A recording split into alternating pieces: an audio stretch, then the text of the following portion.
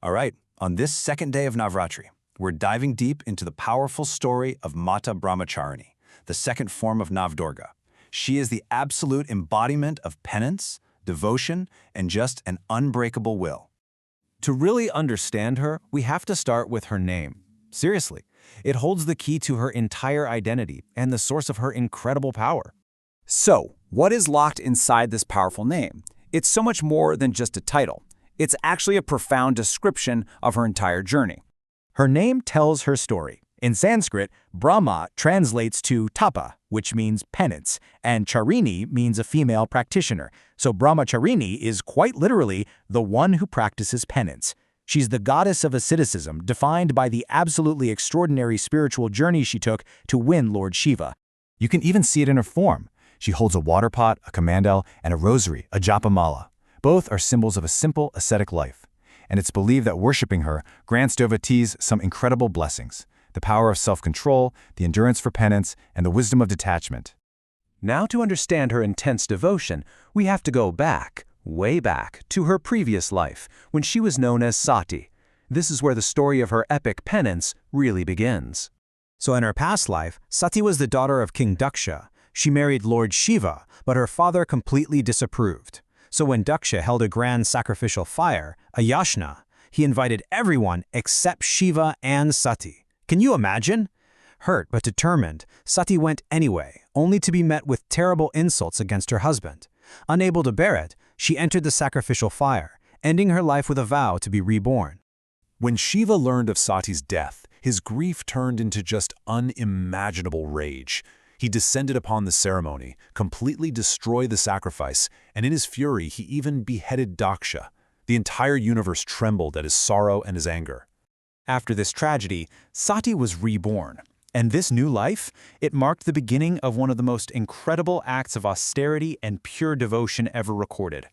She was reborn as Parvati, the daughter of the mountain king Himalaya.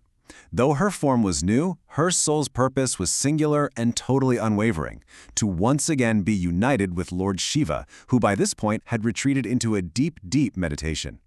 But how do you get the attention of a god who is lost in grief and deep meditation? What kind of sacrifice does it possibly take to stir the Lord of Ascetics himself? The answer was time, an unimaginable dedication. Her tapasya, her penance, lasted for thousands of years, and it unfolded in stages of just increasing intensity.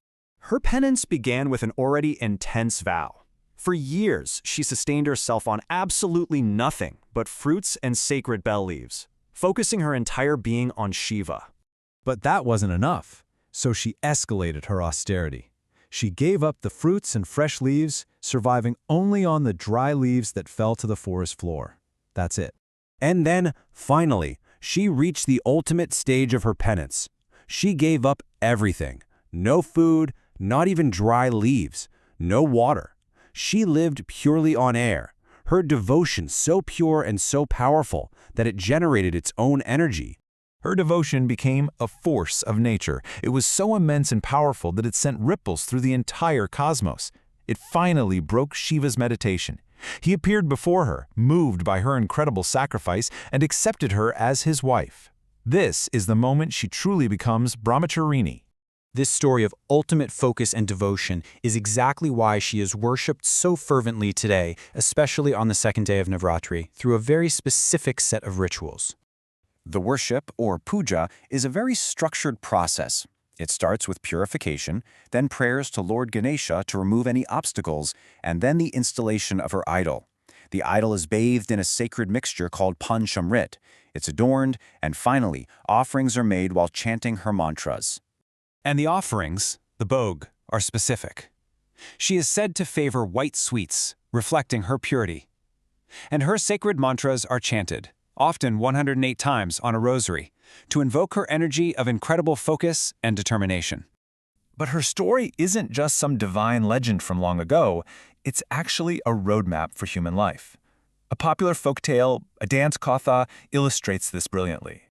The story is about a young man named Suvarna. He came from a very devout family and was on a spiritual path himself, But after he got married, he became so enchanted by his wife and just worldly life that his focus really began to drift. Look at this comparison. Before hearing this story, Savarna's love for his wife was actually causing him to neglect his spiritual duties. His father, seeing this, sat him and his wife down during Navaratri and told them the story of Mata Brahmacharini. The tale of her unwavering focus was a total revelation. They realized their mistake wasn't love itself, but the lack of balance. And that's the core lesson here. Brahmacharini's story isn't about running away from your responsibilities. It's about learning how to pursue your highest goals with unwavering focus, no matter what challenges or distractions life throws at you. It's about finding spiritual discipline right in the middle of your daily life. So as we wrap up this explainer, I'll just leave you with this question. Whether it's a career goal, a personal relationship, or a spiritual journey, where could you use that divine, unwavering focus of Mata Brahmacharini? It's a powerful thought to carry with you.